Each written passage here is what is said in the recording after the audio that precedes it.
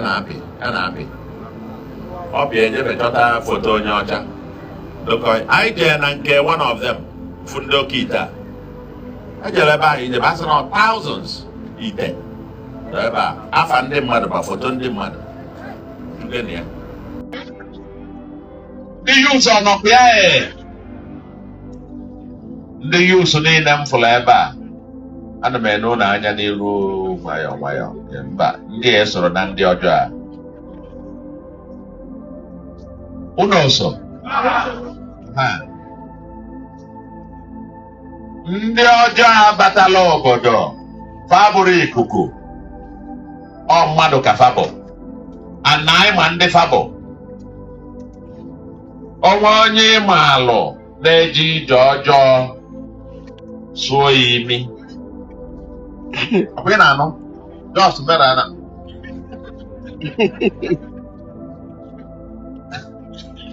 ọ bụ na ibe na-ebu just ọgwụgwọ aja n'ime anyasị ma ibe a chim ojekọwa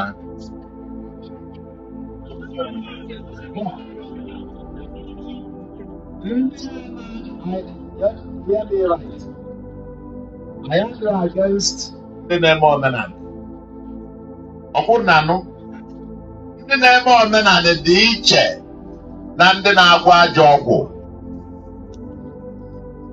ọkwa ya omenala Igbo dị iche ndị na-eme omenala na-edobe ebe ndị ya batabeba ebe dobere ebe na-eje nye ndị ichie ebe onye ọwa ọjị ebe a n'ụtụtụ ọ na-apụ ọwacha ọjị ọwụsa ebe a jewa onwe ma ọka nzu ma nke a ị nwere ife ị ga-ekwu ọ sịghị mba ọ na-anaghị nsọ ha nwere nsọ ma ọ sịghị ya kwujọọ ana sobie ọkwa ya ndị na-eje nke a enwere ndị dibịa mgbọrọgwụ na akwụkwọ nwa ndị mebe na-agwọ ma ịba ma ndị otu ya ma nso ọ na nso fọ fadịgbo ụfọdụ natara chi ụfọdụ bụ ọnatara chi ndị n'ime basị na fa na-afụ ụzọ onye ọbụla sị na-afụ ụzọ a ife nnụrụ etu esi bụ eme na the traditional ịfụrụ onye nke na-achaji ego na ya ma na ọwayo ka ọ ndị nke ọ natara chi ada achaji ego na ya mana ndị nke weta ọ ya afụrụ gị ife a adụsọ ife fa na-afụ bụ ndị ga-egbu gị na ọ nwere onye na-afụ ife ọma ga-emere ibera a na-afụrụ gị denja ị ga-eweta ego one dị etu a ka e were melụọ ife ekeje mee biznes ọwụ ọkụkọ chọba ndị ọ na-aghọrọ ibe ndị na-agwọ oke ite ị na-agwọ oke ite ị ga-eme ịgwọcha ọgwụ mmadụ enwe ego ma gụnwa yi slipas trauza na-adụpụ n'ikwu ịgwọchabara onwe gị n'ofe inwe ego ọ bụrụ na a na-eme a na-agba agwọsị ọgwụ mmadụ enwe ego kedu ihe ụmụnna gị niile vileji gị niile jibọrọ ọhụrụ bilonia ibidodo na famịlị gị nụ be onye ọbụla bilonia ndị na onwe gị nụ ịchụpụ Dangote chụpụ Elon Musk onye aghọrọ ka eme gịnị ụfọdụ ndị eweli elechasịa ife ha na-eme and let me tell you why we after them because we emebi isigo ụmụaka Igbo ife eji maa ndị Igbo bụ na aka aja aja na-ebute ọnụ mmanụ ọkwa ya the Bible na onwe kwuru sị he who does not work let him not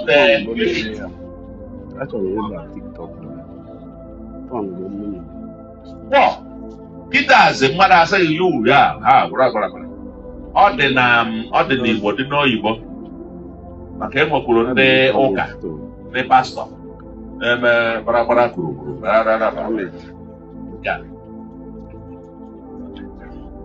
ife a niile wayo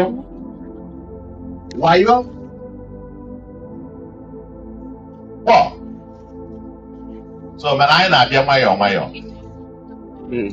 Anyị bidoro weta ndị ife ha ji mebi isi ụmụaka anyị bajebe akwụ ọrụ fa na a na-eme oke ite abịa achọ ọrụ na emesịala gị ya ka fa ji ebu drọg ije na nga niile dị na obodo oyibo ụmụaka ndị Igbo particularly ụmụaka Anambra juu na nga niile na obodo oyibo maka fa kwụsị alụfa akwafa na iburu ọgwụ na ojeluo mashin ndị ọcha ama ediskọbazi ama ejide nwunye ojeluo ebe a mashin ọma ife bụ oke ite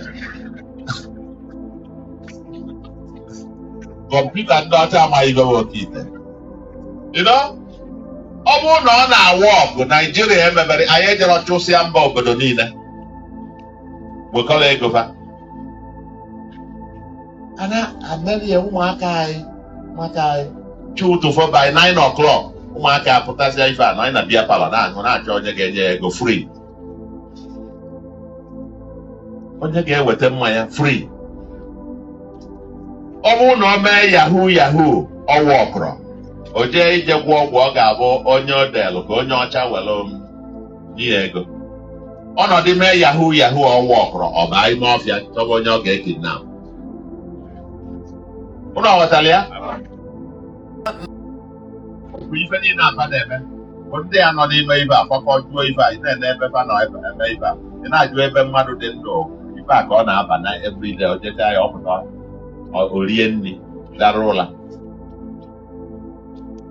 ị na-afụ ebe fa na-anọ shrine ebe fa na-anọ nso ndị a niile nọ n'ime ọfịa ebe ọbụla fa nọ the first thing fa ga-eme idobe nnukwute alụsị fa na-efe na-egbu ọbara na-awụsa ebe a na-eme mmadụ ka ọ bụ ụmụ youths anyị ka ngwa ụnụ onwe nụrụ onye mmalụ gbagidere egbe gbugide mma bido from ikolobịa wee nọgide ya wee kaa nka onwe ogbu mma na-eme gịnị ọgba egbe na-eme gịnị so sịkwa ndị a nọ n'ime ọfịa uru adịrị ya ana Igbo na fa anachighị etu ọ dị after the Civil War. Young boys they are dying. They are dying like chicken.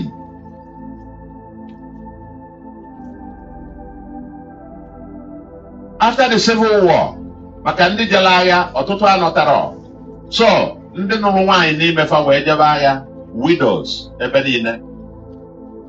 A lot of eligible young ladies could not find husbands because the young ones had been killed during the war. Etu aka ife na-emekwa anyị kịta.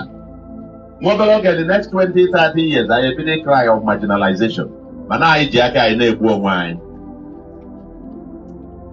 Ikwikwii nyụrụ ahụ so ụmụnne ya kwebeli egwu asị ya tụfịa na ada ekwela ife ọjọọ egwu.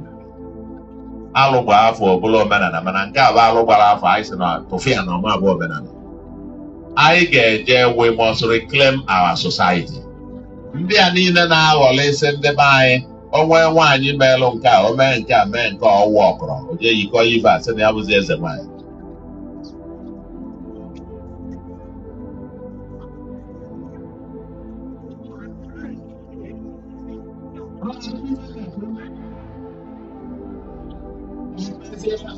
Eze nwaanyị o jekọta ọfa ka niile dị ndị afa ga-adị chip na Anambra.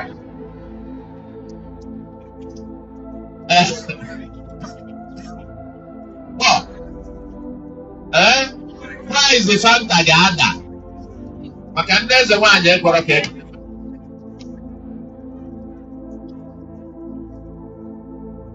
price Fanta ga-adalele n'anya ife anyị ji wee sị ma so it's clear that now we are not against traditional religion but ife anyị dị against ndị a niile na-eme ife dangerous ones first of all na-alafu ụmụaka anyị young boys anyị niile wee na-ana n'iyi. That's number one. Number two, ndị a na-eme encourage criminality because e nwere link between ife fa na-eme and criminals.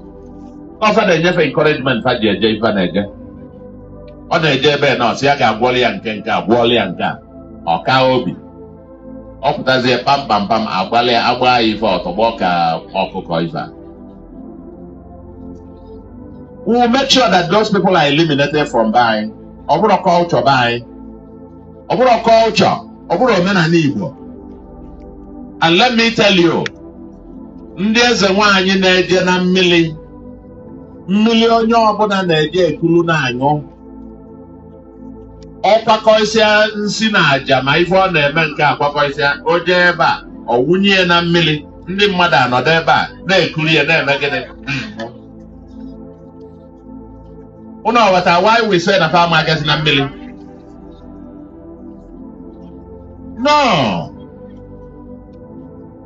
And let me tell you, obodo ọbụla ịpụta ma family ọbụla ịpụta bụ ebe a na-ekekọ ya akwa ọcha na akwa red fada nwere ebe fa na-aga.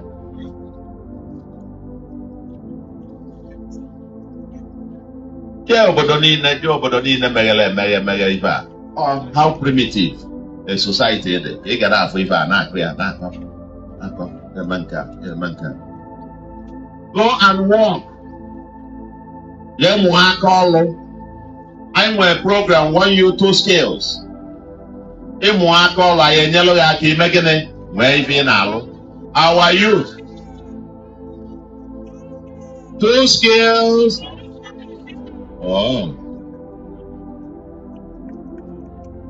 Unu dị ya nke unu ka m kwetara ya. The youthpreneurs. Yes, I will tell you, we trained and empowered 5,000 youths 2 years ago. Another 8,300 of our got training, and this year we're going to distribute some billions to them as well. Now, out of the 5,000 I will empower 1,000 of them who now proudly describe themselves as young millionaires. Decide as if I want to offer they train another 1,000 by themselves free of charge. This is the new Anambra in Igbo. The youthpreneurs. Okay? Solution youthpreneurs. Oh, now the new Anambra in Igbo. Alright, just collect by no, I chose for even Konya Nobi. On there go if I museum for milli. Okoku. Awful mother, dear Carol. Well, Omunze. Says Tofiano. And then, like I said, if we queen your house, someone there for value, if I say Tofiana, they call you for jail. We must take back Omunze. We must take back Orumba South.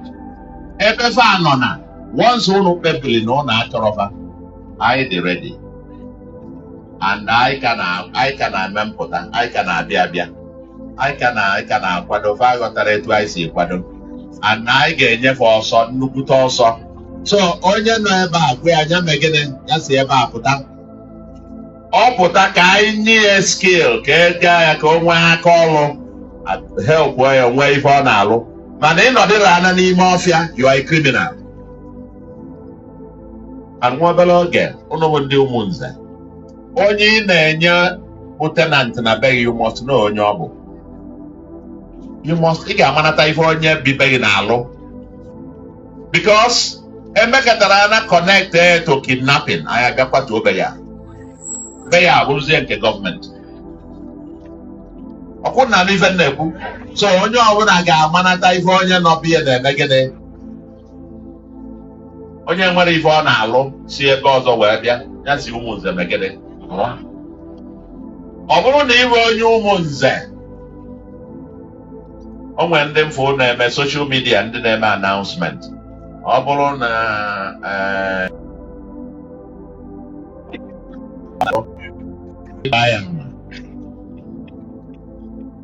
let me tell you, and I'm very proud to say this without any fear of contradiction. Onwere onye kpatala ego akpata, onye kpala ego ga-ewere ego na-awụli elu. No, na nnukwu ife nnekwu. Onwere onye kpala ego dị nnọọ kpagide ego taa afụfụ, kpagide ego basịa ya, ga-ebukọla ego buru ya na-awụli isi elu. Dangote ama eme ya. Elon Musk, the richest man in the world, what over 400 billion? I'm a mere. When you kpatala ego akpata, enwere ife ego eme mkpata na ego eme mbute. Also, ego eme mbute ka esi etu awele eme gịnị.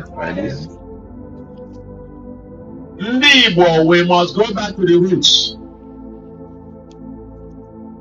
We must go back to the roots. Ọ bụrụ ị nọ ị na-cry marginalization, nekwe nke iji onwe gị, onye ji onwe ya na ana mee gịnị. So anyị ga-ebidogodu from there. A ga-azacha na-ekpochapụ obodo. Ewepụ ata ka a mara nke bụ ọka. Obodo ewee kwụrụ. Anyị sizie na ya, anyị abata na nke anyị ga-ebidozie development. Abatazie to development. Ụmụnze elites, Orumba elites. Afụgo m Architect Mike from Ihite. Don't worry. Maybe on the next trip, I have a time. Azu Orie Ihite. Oh, don't bother. Mana guys who can go to Kwatata. We can then come together. The new market. Thank you for watching this video. Like and subscribe to our YouTube channel and watch the next video. Thank you and God bless you.